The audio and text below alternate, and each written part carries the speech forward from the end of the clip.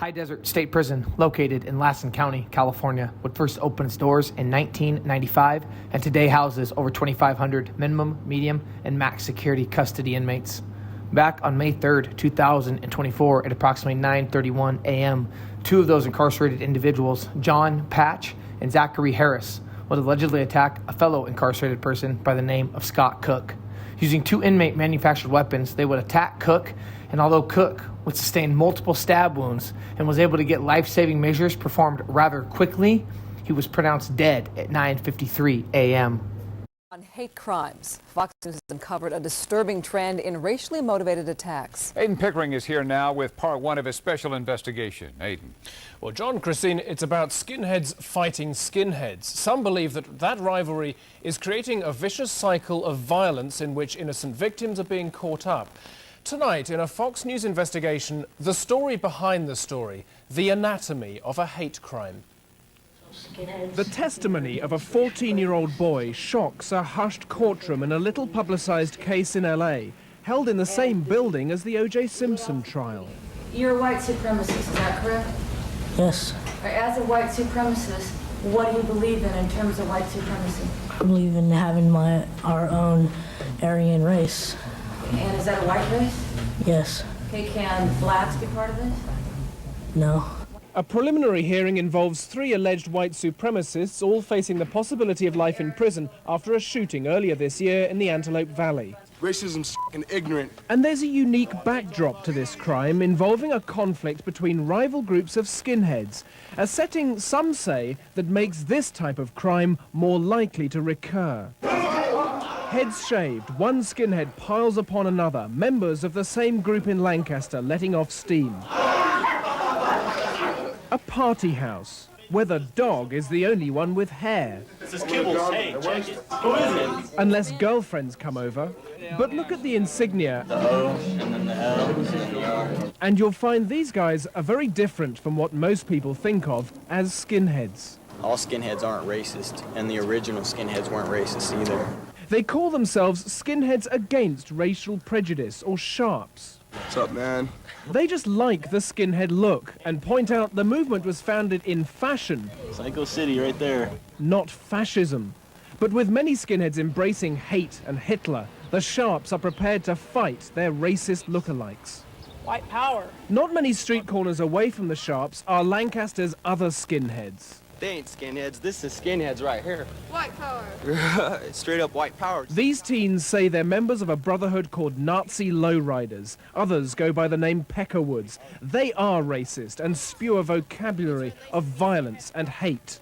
Those who oppose us shall die by my hand. The talk degenerates into schoolyard boasts of wanting to kill minorities. They laugh and use racial epithets. They push us around all our lives. Why do you think we are the way we are? They say that we're And they wonder prejudiced. why we hate them so much. But why should this clash of ideas and the resulting fights on the streets of Lancaster and other Southland communities matter to the rest of us? Some people in a car were shot at by skinheads. County Sheriff's Deputy Chris Haymond recalls the incident that led to this week's court case. And it happened here. A dark blue Honda had just pulled up on this street. Inside, 3 men and a 4-year-old girl, all African-American. 6 shots rang out. The 2 men in the front seat were injured by the bullets. The 2 in the back, including the little girl, were injured by flying glass. The case is in its early stages, but the DA is using tough new legislation to prosecute this as a hate crime. That they are skinheads, that they are against blacks. And the court agreed to requests by victims and witnesses not to be identified. The DA explains why. Because all of them have expressed a fear for their safety, in that if they testify and indicate what they know in terms of what the skinheads did to them, that they have a fear for their safety, that some harm may come to them. Now Fox News has uncovered the story behind the alleged hate crime, and it's a story with chilling implications for everyone. There's like 2 white power people standing like up there on the curb next to the windows. Johnny is a member of a Sharp group. They're the non-racists. He says the day of that shooting started with yet another confrontation with some racist skinheads, this time involving his friend, whose name we've chosen not to reveal. They called him a nigger, and basically they were like starting a lot of stuff with them. So got into a fight with one, knocked him out. Johnny says when his friend drove past a few minutes later, there were more taunts. Got out of his car, put a gun in his waistband, and asked him, he said, you know, do you guys have any problems? The white power guy said no. Fox News caught up with Johnny's friend, who's not a sharp member, but someone Johnny claims was lending them a bit of muscle against the white power skinheads. About 5 of them just came up and were saying racial slurs. I just got mad and hit one in the eye. He's vague about the gun. Was there a gun involved? No, not really. Not really? Not really. Johnny says the stage was then set for a street fight between the Sharps and the white power skinheads. He claims they waited for the Sharps to show at this intersection, and that's where the shooting occurred later that day. The person who actually got shot, they were driving a dark-colored four-door Honda, which basically looked like his Sentra that he was driving. The two believe it was all a case of mistaken identity because of a similar car. The first of that called me and said 2 of my other friends I got shot. Mistakenly supposed to be for me. Investigators are more cautious. That's another thing we're continuing to investigate. That's a good possibility. Watchdog groups that monitor skinheads say the Lancaster incident follows a pattern. Anytime that you have two groups that are struggling in a turf war, whether it be skinhead gangs or other types of gangs, the risk to innocent people is significant. We are United States of America, not the Confederate States of America. And African-American leaders say yes, many do feel at risk, even though many minorities move to the Antelope Valley to escape inner-city violence. What we have found is that while there's a quiet community, there's a lot of racism going on in here. And a lot of times our public officials are just brushing it under the rug. Local officials deny the charge they're ignoring racial crimes. County sheriffs point out the statistics. The number of incidents that are involved in are relatively small compared to the number of crimes that actually occur in the valley. But community groups say the statistics don't give the whole picture. And many times this occurs, and it's just not reported. It's just cast off as just being another regular crime. We've heard the same criticisms, and we attempt to investigate everything that's reported. There are signs of the authorities taking racial attacks more seriously, a willingness to prosecute violent cases as hate crimes. And the LA County Commission on Human Relations has been asked to prepare a report on hate crimes in the Antelope Valley. There needs to be a lot of education about just the concept of it, and for law enforcement to do stronger outreach, and even after they do the outreach, to do their investigations in a very sensitive way. Okay, yeah, just go. Why don't we just go find somebody to stick them in? But while community groups and authorities mobilize, it's a long way away from the street and culture of hate espoused by the 80 or so suspected neo-Nazi skinheads under investigation by law enforcement in this area. And this is not the first time. A new bill is now on the Assembly floor, hoping to cut back on the number of inmate deaths throughout California. Assemblymember Dr. Akilah Weber introduced a bill which she says will address, quote, systemic deficiencies that led to inmates dying, many of those here in San Diego County. Going to jail should not be a death sentence. And unfortunately, for too many, it has been. And Assemblymember Dr. Akilah Weber hopes her new bill will help curb that. AB 2343, also known as the Saving Lives in Custody Act, would amend state policy to add licensed healthcare and mental health care providers to the Board of State and Community Corrections, mandate the board develop and adopt new standards for health services in jails, require jail supervisors do random audits of safety checks from past shifts, require actual licensed mental health providers do the mental health screenings at intake, and require they review those records when booking and transferring inmates. What is especially unsettling to me is that many of these deaths were preventable. They occurred because of the standards of our community jails are insufficient, leading to the lack of accountability. Last month, a state audit of the San Diego County Sheriff's Department's jails showed we had the second highest number of deaths in the state, with 185 between 2006 and 2020. While the audit blasted the Sheriff's Department, it also put blame on a state policy level. Several of the recommendations from the report are now in Weber's bill. The people in custody are someone's mother or father, sister or brother, or son or daughter. Like A.C. Mills' son, Kevin Mills, who died in a San Diego County jail in 2020. November the 11th, he was found unresponsive in his cell. A sheriff's department investigation found Mills died from heart disease. His father says he spent months trying to get documents about his son's death, which he says should not have happened. This is so serious, ladies and gentlemen. This is not to be taken lightly. This is a human. That's the most important thing. I don't care about wealth, position, all that. Human beings are important. The San Diego County Sheriff's Office has said they've implemented several of the changes the state auditor suggested in that report last month.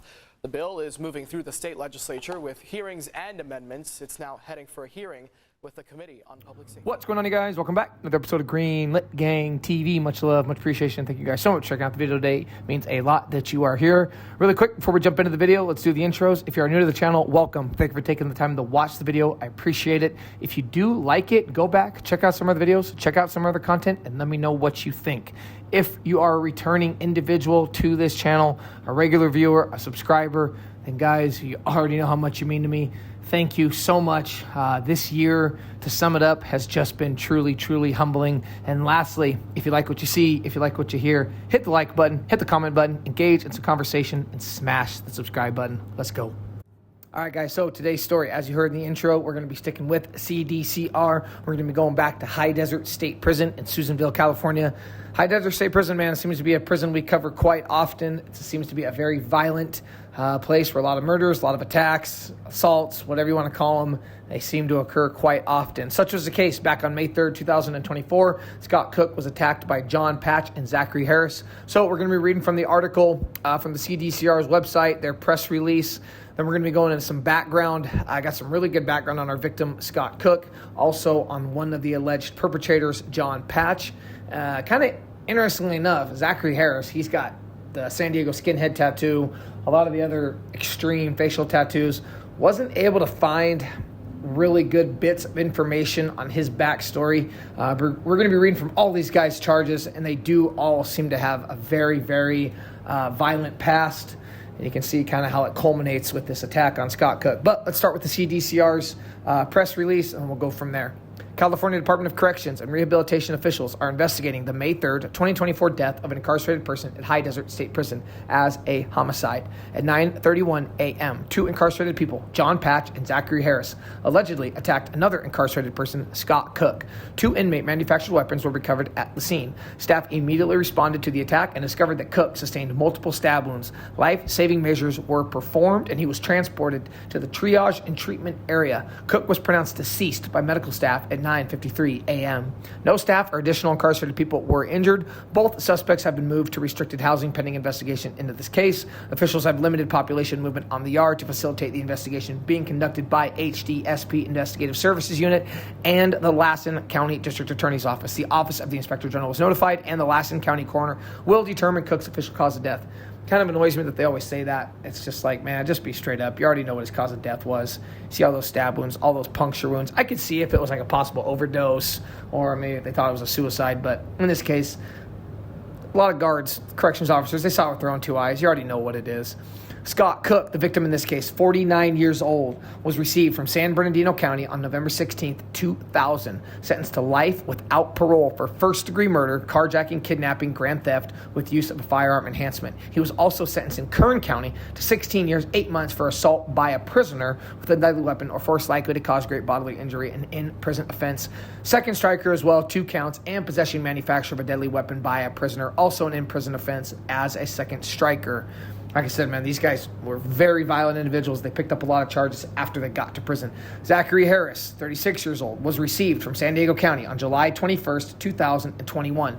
Sentenced to 24 years, 8 months for second-degree attempted murder, second striker, with use of a firearm enhancement, manufacture, sale, possession, short-barrel shotgun or rifle, second striker, evade or attempt to evade peace officer while driving recklessly, second striker, first-degree burglary, second striker, and assault with force likely to produce great bodily injury as a second second striker. He was also sentenced again in Kern County to 11 years for assault by a prisoner with means of force likely to cause great bodily injury as a second striker. Lastly, John Patch, 30 years old, was received from San Diego County on December 21st, 2022, sentenced to life with parole for second-degree murder with personal use of dangerous or deadly weapon, assault with a deadly weapon that inflicted great bodily injury to victim, comatose or suffer paralysis, and assault with force likely to produce great bodily injury.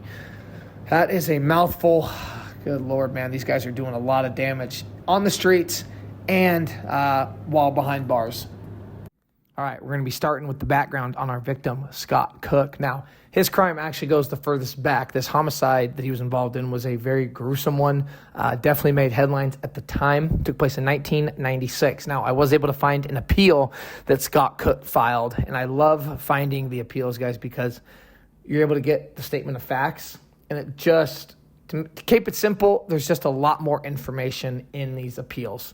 It's not just a kind of a rough outline or a broad stroke of the brush to give you an idea what the story is. It really goes into some specifics and tells really how things went down. So this is statement of facts for Scott Cook and the murder that he was convicted of Patrick Lynn Daly. On August 25th, 1996, Patrick Lynn Daly visited the home of Deborah Cramp. Scott Cook, Faber, and Randolph, these are people involved in this homicide, some of his co-defendants, were also present, along with Cramp and her 4 children. Daly, remember, Patrick Lynn Daly is Scott Cook's murder victim that he went to prison for, the whole reason he's locked up for as long as he is. Daly agreed to drive Randolph to the gas station to buy gas for Randolph's car. Cook and Faber accompanied them. Daly was never seen alive again. After Daly and the 3 passengers left the filling station, Raymond testified that Scott Cook drew the .45 caliber semi-automatic handgun Cook had purchased with Raymond's help, forced Patrick Daly into the rear of the truck, and directed Raymond to drive to Lyle Creek and take a dirt road Scott Cook identified. When they stopped, Cook led Daly 25 feet from the truck, forced him to kneel, searched his pockets, repeated a portion of a verse from the movie Pulp Fiction, and then fired a series of shots from the .45 caliber handgun into Daly. If you haven't seen Pulp Fiction, go check it out. When Scott Cook had fired at least 8 bullets at Daly, he brought the gun to Raymond, handed it to him, and said, quote, "Now it's your turn." Raymond took the handgun, fired 2 shots in the direction of Daly, and handed the gun back to Scott Cook. A total of at least 17 bullets were fired. Faber's girlfriend, Valerie Sue Faber, testified that 4 days after Patrick Daly was killed, Faber had a cell phone that was similar to the one Daly carried, and credit cards similar to those possessed by Daly, including a Visa, MasterCard, Stater Brothers, Wells Fargo, and Automobile Club of Southern California, although they were in the name of Sammy Parker. Oh my God, their names are really close. When Farber asked Faber is the girlfriend of Faber, who is Scott Cook's co-defendant in all this, where he had obtained the cell phone. Faber said that he, Scott Cook, and Randolph had killed someone. They had met at Cramp's house, robbed him, burned his vehicle, and buried the body in Lyle Creek. Faber told Farber that they had used Cook's gun to kill the victim, but that he had not done the shooting. After the body of Daly was discovered, the police obtained a search warrant and searched the bedroom occupied by a defendant in the home of Miss Cramp. They found a plastic gun case that contained a .45 caliber ammunition, some magazines for a .45 caliber semi-automatic handgun, and some brown wooden grips for a semi-automatic handgun. That's absolutely crazy. That was my first time reading that, if you couldn't tell. But yeah, that is our victim, Scott Cook. He was 49 when he was killed last year, a little over a year ago. He was killed in May of 2024. That murder took place back in 1996. That is a clear, cold, make a guy kneel. And going through the pockets, he's robbing him. He's robbing him before he dies. And then he says a Pulp Fiction quote before he kills him. And if you have seen the movie Pulp Fiction, comment down below. Please do comment down below, because the quote I think he's quoting is when John Travolta and Samuel L. Jackson, who are both hitmen in that movie, are quoting, I forget exactly what, I think it's a Bible verse before they end up killing, it was like a young college kid. There's a young white guy that they rob, the drug dealer that John Travolta and Samuel L. Jackson are working for. If you know, you know. Comment down below. Have you seen Pulp Fiction? What's your favorite scene? I want to know. All right, moving on. John Patch, one of our alleged attackers in this case. He was convicted for also a brutal murder involving a wrench. This is an article from August 23rd, 2022, when actually John Patch got sentenced. A man who struck another man in the head with a wrench outside a 7-Eleven store in Rolando neighborhood, resulting in the victim's death 5 days later, was convicted Tuesday of second-degree murder. A San Diego jury also found 29-year-old John Cowan Patch guilty of assault with a deadly weapon for striking George Almastar at around 4:20 a.m. November 5th, 2019. So two things. One, this is his guilty verdict article, not a sentencing. And I'll read this again. Give assault to death. Oh, and I put up George Almastar's picture for you guys to see. It's a little grainy, but that is his picture, and I captioned it. Almastar was struck in the parking lot of the convenience store near the intersection of El Cajon and Rolando Boulevards. He was admitted to a hospital in critical condition and died November 10th. So 5 days after he struck in the head with a wrench, he passes away. That is a really, really horrific way to die. Patch was identified as a suspect through surveillance footage and witness accounts and was arrested about 11 hours after the attack on El Cajon Boulevard, less than a mile away from 7-Eleven, authorities said. In a videotaped interview with police, Patch said the victim first drove toward him in a truck, then got out of the vehicle and advanced on him, prompting him to strike Almastar in self-defense. Obviously, they didn't go for it, and he ends up being convicted. And then Patch ended up receiving basically sentenced to life with parole. He gets convicted of second-degree murder and a bunch of enhancements. So, again, I really don't try to say too biased on this, but, man, when I read Scott Cook's details and that appeal on the murder he committed in 1996, what goes around comes around, man. And if you made a grown man kneel and robbed him and shot him to death, then what happened to you last May, that's just called a full circle moment. Anyway, again, don't forget, let me know if you guys seen Pulp Fiction. What's your favorite scene? And you know what? What's your favorite movie? Comment down below. Much love, guys. Peace.